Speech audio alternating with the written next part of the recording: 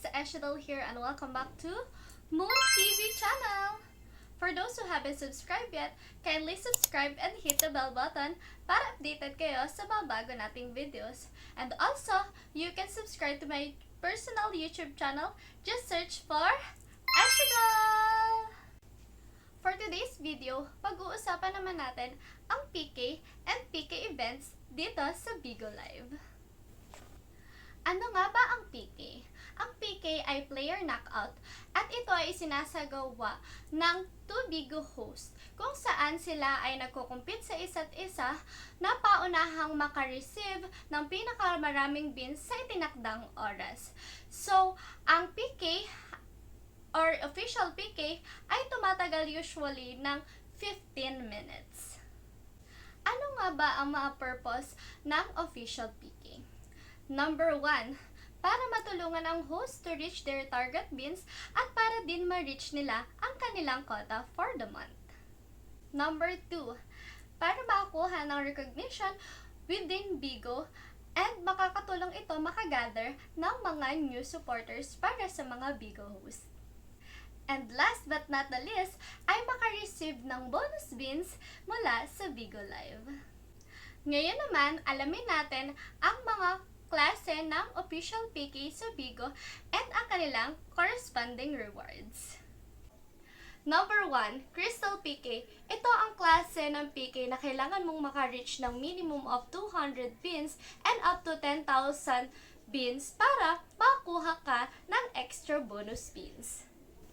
Number 2, Gold PK. Kailangan mo naman dito maka-reach ng 5,000 beans and up to 100,000 beans para makakuha ka ng additional or bonus beans.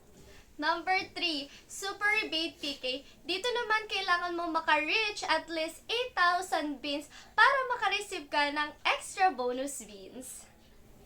Number 4, Dino PK. Ang Dino PK, ang tawag dito dati ay ang Super PK. Dito naman ay kailangan mong maka-reach ng minimum of 1 box para makakuha ka ng bonus beans.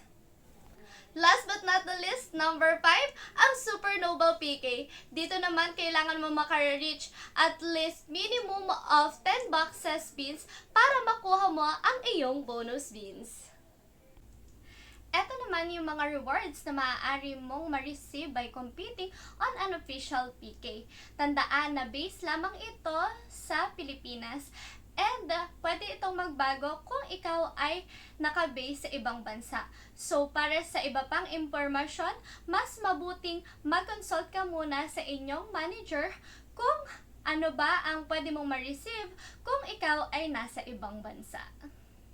At ang maganda pa sa official PK ay merong mga araw sa isang buwan na doble ang marireceive mong reward kapag magsaset ka ng OPK event. Narito ang mga sumusunod.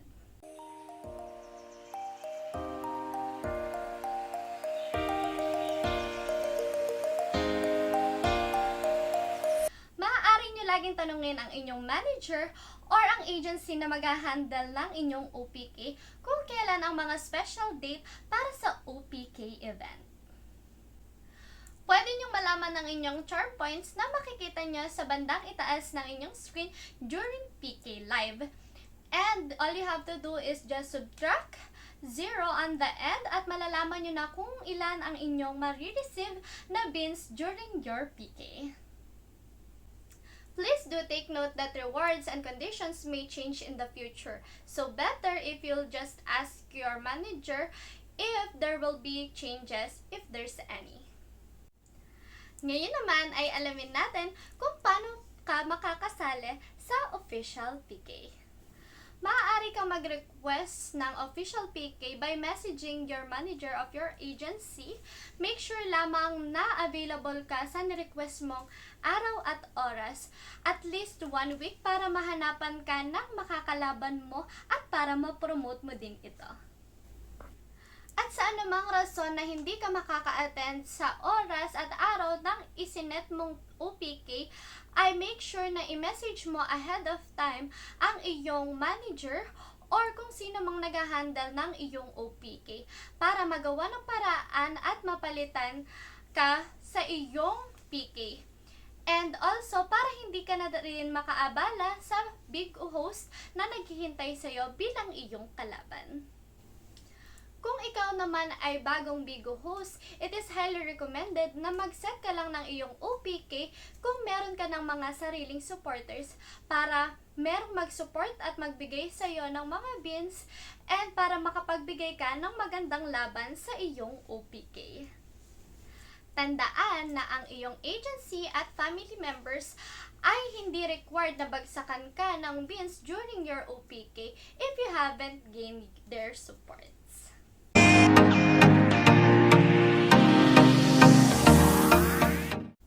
Next naman, ano nga bang gagawin mo pag nakahanap na ng kalaban para sa OPK mo? First is to check your opponent's Bigo ID. Make sure na nakikita mo ang profile ng iyong makakalaban. At kung hindi mo naman makita, ay make sure na i-message mo ang iyong manager para masigurado na tama ang Bigo ID na naibigay sa iyo. Next naman is try to contact your opponent. Pwede mo silang i-direct message o di naman kaya ay pumasok ka sa kanilang live stream. Sunod naman ay kailangan mong i-promote ang iyong OPK. Paano? Kailangan mo lamang mag-post sa iyong Bigo profile and pwede ka rin gumawa ng cover photo na nakalagay dito ang date and time ng iyong OPK. Makakatulong ito para makita ng iyong mga supporters ang mangyayaring OPK sa isang specific date. Pwede mo ring i-post ito sa other social media platforms para mas makagather ka ng attention at magkaroon ng maraming supporters during your OPK. Tips ko lang, huwag kayong matatakot o mahihiyang mag-post sa ibang platforms ng inyong OPK kasi makaka-help ito para mag-gain kayo ng maraming supporters. Pang-apat naman is pwede mo din tong i-promote habang nagla-livestream ka para malaman at aware ang mga nanonood sa'yo na magkakaroon ka ng OPK sa isang specific date.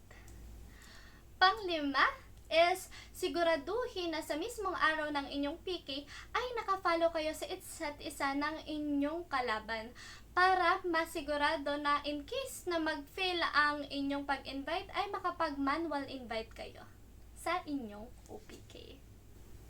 Last naman is required kayong magkalaban na mag-live 15 minutes or more before ang inyong OPK para makapag-prepare at maiwasan ang problema sa inyong connections. Gaya nga ng sabi ko kanina, is pwedeng mag-fail ang automatic invitation and kailangan yung dalawa na mag-manual invite. So, ano nga bang pinagkaiba ng auto-invite sa manual invite? For auto-invite, there will be a pop-up written official invitation of what type of PK event. And after you click that, merong maglalabas na matching icon. During the 5 minutes, hindi ka na pwedeng mag-invite ng iba. Kailangan hintayin mong matapos ang 5 minutes para makapag-invite ka ng iba. Kung successful naman ang connection, an official will be seen on both sides of the host. At kung hindi naman successful, ay kailangan mo mag-manual invite. So, paano ka nga ba magma-manual invite? During live, meron kang makikitang icon na nakalagay PK below. Katabi ito ng GIF icon and kailangan mo lamang itong pindutin and kailangan mong mamili kung anong type ng PK ang gagawin mo. To set the time, there will be a gear icon to set the time for 15 minutes. And this is the standard time for an official PK. At gaya nga ng sinabi ko sa inyo, dapat nakafollow na kayo sa isa't isa bago pa kayo mag-PK para nasa top na siya ng list at hindi ka na mahirapang maghanap. At kung hindi pa rin mahanap ang name ng iyong kalaban, kailangan mo lang i-unfollow and i-follow ulit para maging top ulit sila sa inyong list. Pagkatapos ng inyong PK, make sure to take a screenshot of your score and result of who won and lost during your PK. And make sure to pass it to your manager or kung sino mang naka-assign sa inyong OPK. Alright, I think that's it for today, guys. Hope may panibago na naman kayo natutunan sa video natin about official player knockout. Magkita-kita ulit tayo sa ating next video. And don't forget to like, share, and subscribe. Happy live streaming! Bye-bye!